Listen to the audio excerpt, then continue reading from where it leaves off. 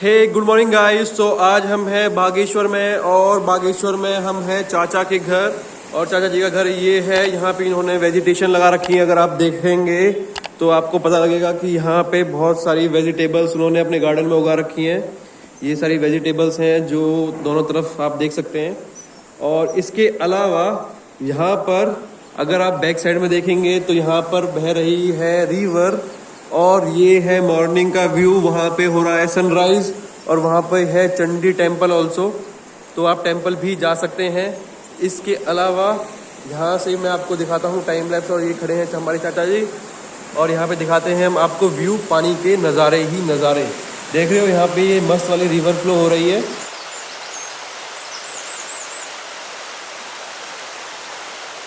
ये हमारे पापा जी और चाचा जी खड़े हैं, यू कैन सी राइट। वो अंदर खड़े हैं और हम खड़े हैं बाहर। जो हमारे सूरज जी महाराज हैं, जो हमारे भगवान जी हैं, वो यहाँ पे हैं। और आज हम चलेंगे चौकड़ी और चौकड़ी से हम कोशिश करेंगे कि 2-3 मंदिर हैं जो कि बहुत ही ज़्यादा फेमस हैं, जैसे कि पाताल भुवनेश्वर, कालिका मंदिर, शायद घटकाली का नाम है। और उसके बाद हम जाएंगे मौसी के घर जो कि है बेरीनाग में। रात का स्टे बेरीनाग में होगा और देखते हैं कि कैसा होता है। अभी यहाँ का टाइम चेक ये है कि टेम्परेचर काफ़ी ठंडा हो गया है यहाँ पे और हल्की सी बारिश हुई थी। मेरे मुंह से भाप निकल रही है। और फिर अब हम चलेंगे नेक्स्ट लोकेशन पे थोड़ी देर के अंदर। अभी सब लोग नहा रहे हैं, इसीलिए हम आए हैं बाहर ब्लॉग करने के लिए।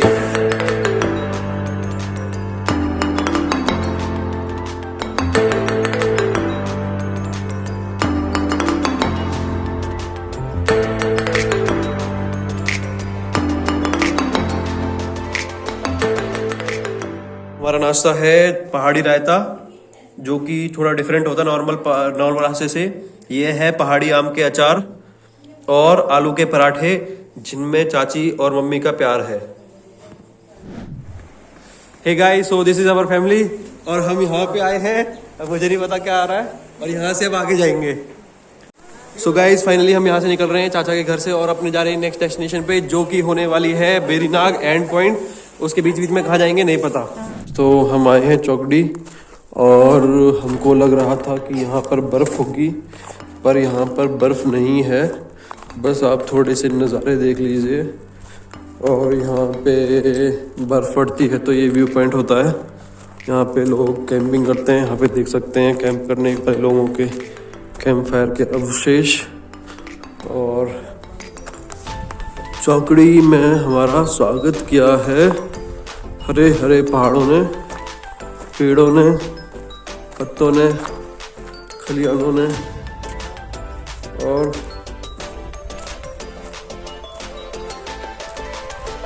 ज़्यादा तो यहाँ पर फिलहाल आज की डेट में कुछ नहीं है। हे गाइस, तो हम 2 घंटे की जर्नी करने के बाद आए थे चौकड़ी और चौकड़ी में अभी बर्फ़ नहीं पड़ी है, बट चौकड़ी में बर्फ़ पड़ती है और यहाँ पे बहुत ज़्यादा बर्फ़ पड़ती है। यहाँ पे टूरिस्ट सीज़न होता है जब बर्फ़ पड़ती है, लेकिन फ़िलहाल बर्फ़ नहीं पड़ी है। और जो मौसम है वो भी क्लियर नहीं है। क्लियर इन द सेंस कि यहाँ से हिमालयन व्यू नज़र आता है, जो कि फ़िलहाल नहीं है। और आपको मैं दिखाता हूँ यहाँ से नीचे के पत्थर, पहाड़ और कुछ भी।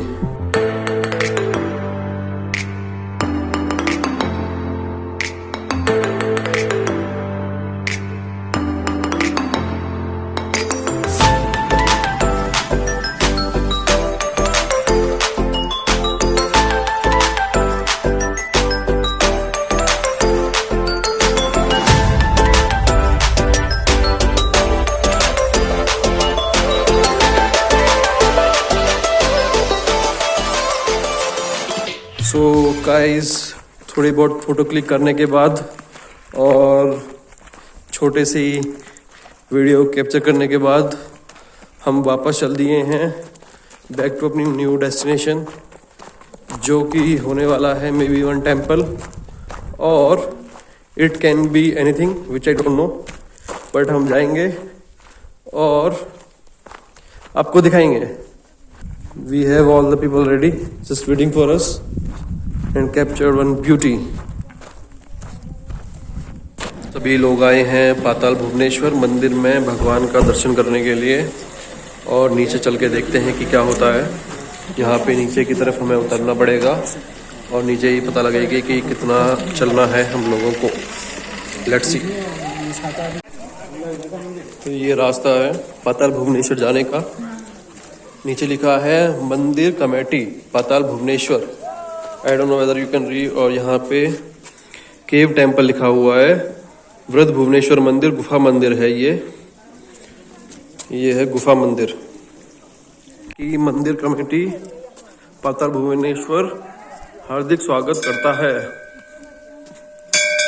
यहाँ पे लिखा है वृद्ध मंदिर। अच्छा, यहाँ पे 2 मंदिर है क्या? ये गुफा का रास्ता है, इधर रास्ता भी दे रखा है एक वृद्ध भुवनेश्वर मंदिर, डाकघर भुवनेश्वर।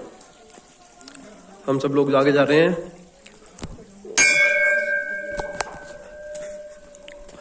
और ये जो रास्ता है ये है इस तरीके से। भुवनेश्वर मंदिर कैसा है, क्या है? So I am clicking one photo और आप यहाँ पे पढ़ सकते हैं। ये रास्ता है, नीचे जा रहा है।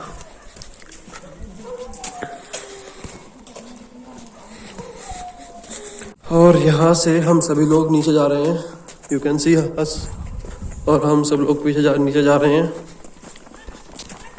पाताल भुवनेश्वर मंदिर में जाने के लिए आपको थोड़ा सा उतरना पड़ेगा पहाड़ों से। और आप देख सकते हैं ठंड हो गई है यहाँ पे। ये ऑफ सीजन है। ऑफ सीजन मतलब ठंड। और बर्फ अभी नहीं मिली है हमको अब तक, पता नहीं मिलेगी नहीं मिलेगी, but still we are going. और आप देख सकते हैं बस यही जगह थी जहाँ बर्फ मिल सकती थी, अब नहीं मिली है तो नहीं मिलेगी। अब यहाँ बर्फ नहीं मिली है तो नहीं मिली है, पर कोई बात नहीं। पाताल भुवनेश्वर जा रहे हैं, दैट्स सफिशिएंट। सभी लोग पढ़ सकते हैं इस नोटिस को कि क्या लिखा है। I will click this way also. और हम मंदिर के परिसर के बाहर पहुंचने ही वाले हैं। और ये लिखा है पाताल भुवनेश्वर मंदिर। और यहाँ पे पाताल भुवनेश्वर मंदिर आपका स्वागत करता है। तो हम मंदिर में आ चुके हैं और अपन लोगों ने जूते वूते उतार दिए वहाँ पे, और अब आगे चल रहे हैं मंदिर में।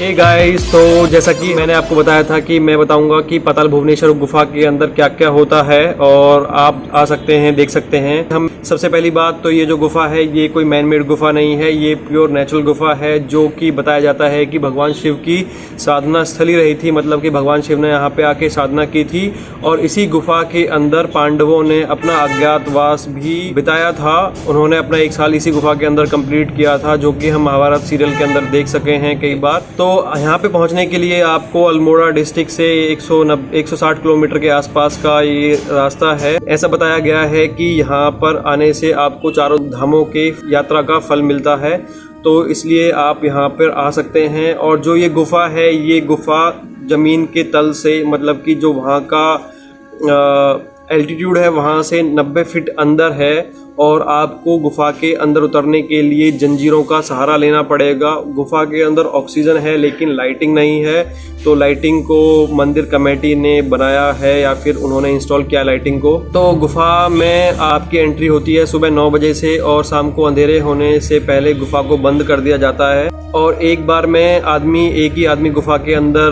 उतर सकता है, क्योंकि गुफा काफ़ी नैरो है और ज़्यादा लोग नहीं उतर सकते, और उतरने के लिए आपको जंजीरों का सहारा ही लेना पड़ेगा, क्योंकि प्रॉपर रास्ता नहीं है। आप जैसे ही गुफा के अंदर एंटर करेंगे तो आपको सबसे पहले मिलेंगे शेषनाग जी, और शेषनाग जी के आपको ये फन मिलेंगे। और यहाँ पे शेषनाग जी की आपको विष की थैली भी मिलेगी। शेषनाग जी के दांत आप गुफा के अंदर देख ही सकते हैं, और शेषनाग जी ने ही धरती को अपने सर के ऊपर उठा रखा है। तो वो आप देख सकते हैं कि जो गुफा के ऊपर जहाँ से हमने एंट्री की है वो धरती है, और ये है पाताल। तो जो हम धरती से आए हैं, तो मतलब कि शेषनाग जी ने धरती को अपने सर के ऊपर उठा रखा है, वो आप यहाँ पे आके महसूस कर सकते हैं। इसके अलावा यहाँ पे एक हवन कुंड है। ये हवन कुंड वो है जिसके अंदर हवन करके सारे जो नाग थे उनको नष्ट कर दिया था, जिससे कि वो राजा को ना मार सकें। और उसमें से एक नाग बच गया था जिसका नाम था तक्षक, जिसने फिर राजा को डस लिया था। इसके साथ ही है यहाँ पे ये वासुकी नाग। वासुकी नाग की आप थोड़ी सी छवि देख सकते हैं। तो आपने मेरी पिछली वीडियो में देखा ही होगा कि हम वासुकी ताल गए थे। वासुकी ताल वो ताल थी जहाँ पे वासुकी नाग जाके अपनी गर्मी को शांत कर रहे थे। इन्होंने समुद्र मंथन में अपना योगदान दिया था। समुद्र मंथन में इनका योगदान आया था कि इन्होंने देवताओं और राक्षसों को मिलके समुद्र मंथन करने में मदद की थी। तो ये वासुकी नाग आप देख सकते हैं। तो और इसी गुफा के अंदर आपको इच्छाधारी नाग नागिन भी मिल जाएंगे।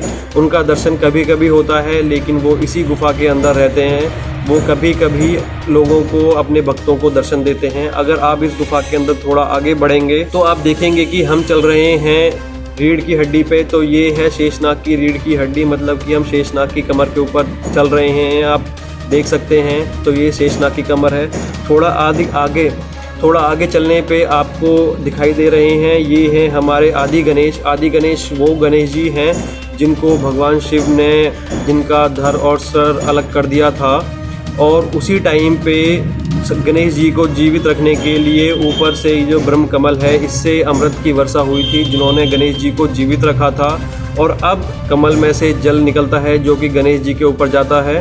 तो ऊपर की तरफ आप कमल देख सकते हैं और नीचे आप देख सकते हैं गणेश जी का धड़, जो कि ऐसा ही लगता है कि अगर आप किसी भी मनुष्य के गले को काट देंगे तो सेम जो उसकी नली है, सांस की, खाने की नली, तो वो आपको सेम इसमें जो आप छेद देख सकते हैं ये सब वही हैं। और इसके अगर आप आगे थोड़ा जाएंगे तो आप देख पाएंगे कि यहाँ पे हैं बद्री, मतलब कि आदि बद्री। और यहीं पे आपको केदारनाथ की शिवलिंग की भी प्रतिमा नजर आएगी, जो आपने मेरी पिछली वीडियो में देखा होगा कि मैं केदारनाथ गया था। तो सेम केदारनाथ का शिवलिंग का दर्शन आप मेन जो केदारनाथ धाम में जाके, केदारनाथ के टेंपल में जाके करते हैं, तो सेम पिंडी यहाँ पे भी है। आप यहाँ पे आके सेम दर्शन कर सकते हैं और आपको उतना ही पुण्य मिलेगा जितना कि आपको केदारनाथ में जाके दर्शन करने का पुण्य मिलता है। तो इस गुफा में आने से चारों धामों के दर्शन का पुण्य प्राप्त होता है। इसी गुफा के अंदर है बद्री पंचायत। बद्री पंचायत के अंदर है विष्णु, कुबेर, गरुड़ और यम। और साथ में ही है अमरनाथ की गुफा और अमरनाथ जी का शिवलिंग है यहाँ पे। और काल भैरव जी भी इसी गुफा के अंदर निवास करते हैं। आप देख सकते हैं यहाँ पे भगवान शिव भी विराजित हैं और ये भगवान शिव का आसन, इसी आसन के ऊपर भगवान शिव विराजित हैं। और ये जो गुफा है, पाताल की जो देवी हैं उनका नाम है माँ भुवनेश्वरी। और आप देख सकते हैं कि ये प्रतिमा माँ भुवनेश्वरी की प्रतिमा है।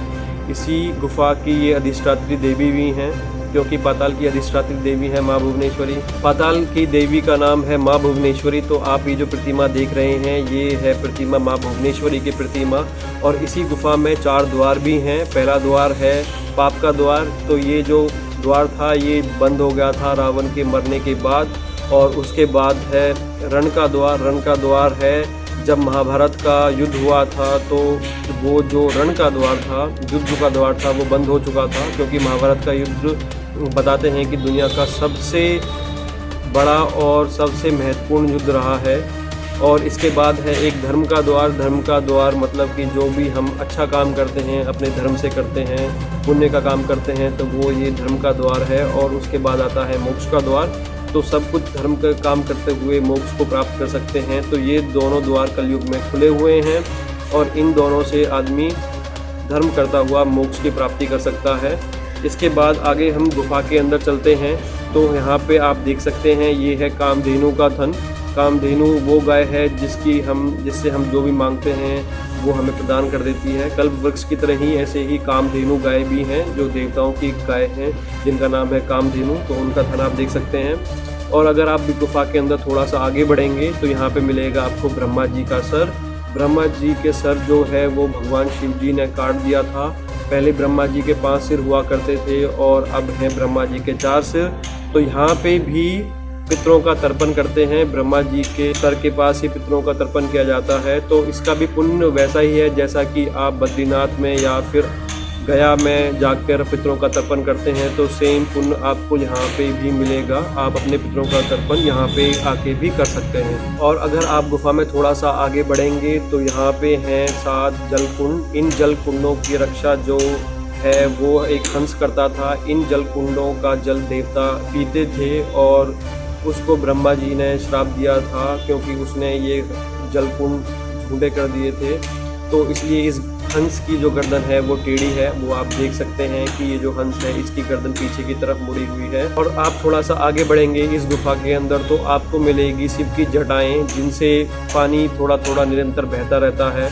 और शिव की जटाओं के नीचे ही है एक नर्मदेश्वर शिवलिंग। और नर्मदेश्वर के शिवलिंग के साथ ही हैं बहुत सारे छोटे छोटे जो आप ये चिन्ह देख पा रहे हैं। ये चिन्ह हैं 33 करोड़ देवी देवताओं के चिन्ह हैं यहाँ पे। और इसके नीचे ही जलकुंड है। ये जलकुंड को विश्वकर्मा जी ने पांडवों के लिए बनाया था जब वो अज्ञातवास में थे। और आप देख सकते हैं कि यहाँ पे जो ये हाथ है ये विश्वकर्मा जी का ही चिन्ह है जिन्होंने इस हवन कुंड को बनाया था। और जो नर्मदेश्वर शिवलिंग आपने देखा है उसकी महत्वता ये है कि अगर आप इस जल कुंड में से पानी नर्मदेश्वर शिवलिंग के ऊपर डालेंगे तो जो शिवलिंग है वो आधा पानी एब्जॉर्ब कर लेता है और आधा पानी नीचे की तरफ बह जाता है। तो ये आप प्रैक्टिकली अपनी आंखों से देख सकते हैं अगर आप इस गुफा के अंदर आएंगे और अपने हाथों से जल को भगवान शिव जी के नर्मदेश्वर शिवलिंग के ऊपर डालेंगे तो आप ये चीज़ महसूस कर सकते हैं। और इन्हीं जटाओं के नीचे है भगवान भागीरथ की मूर्ति। इन्हीं की वजह से जो गंगा है आज इस पृथ्वी लोक पर आ पाई हैं शिव की जटाओं के माध्यम से। तो शिव ने उन जटाओं से गंगा को रोक लिया था जिससे कि वो जो नदी का बहाव है वो नीचे पाताल में ना चली जाए। और उसके आगे अगर हम चलते हैं तो आपको पूरी गुफा में बहुत सारे पद चिन्ह मिल जाएंगे। ये जो पद चिन्ह हैं ये हैं ऋषि और मुनियों के पद चिन्ह जिन्होंने हजारों साल तक इस गुफा के अंदर वास किया है और अपनी जप तप जो क्रियाएं करके ईश्वर को प्राप्त किया है। और इन्हीं जटाओं से बिल्कुल थोड़ा सा आगे चलने पर आपको मिलेगी आकाश गंगा।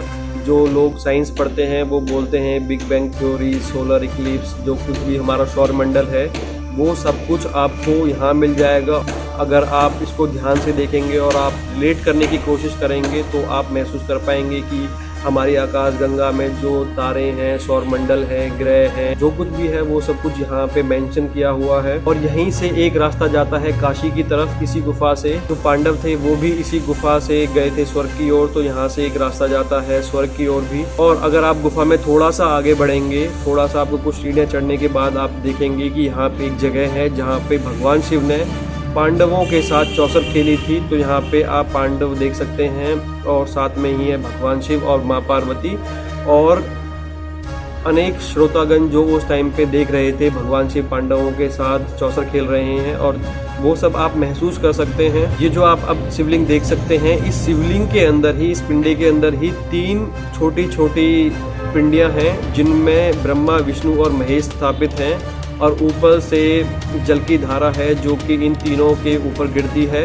और इस शिवलिंग के जो चारों तरफ ताम्रपत्र है वो आदि शंकराचार्य जी ने अपने जीवन के दौरान स्थापित किया था। और यहाँ पे साधना करने का, पूजा करने का जो पुण्य है वो कोटि कोटि गुना है। और इस गुफा में बहुत सारी ऐसी रहस्यमयी चीज़ें हैं जो अब तक हम पता नहीं लगा पाए हैं। जो है जितना आदमी का सोचने की क्षमता है उतना उसने एक्सप्लोर किया है और उनको रिलेट किया है। कोई डॉक्यूमेंट नहीं है जिसको आप पढ़ के कह पाएँ कि ये वो है या ये है, ऐसा कुछ भी नहीं है। अगर आप ज़्यादा सोचेंगे तो आपके लिए कुछ भी नहीं है, अगर आप मानेंगे तो आपके लिए सब कुछ है। बस इसी के साथ हम इस वीडियो को समाप्त करते हैं। So thank you for watching this video guys, stay tuned.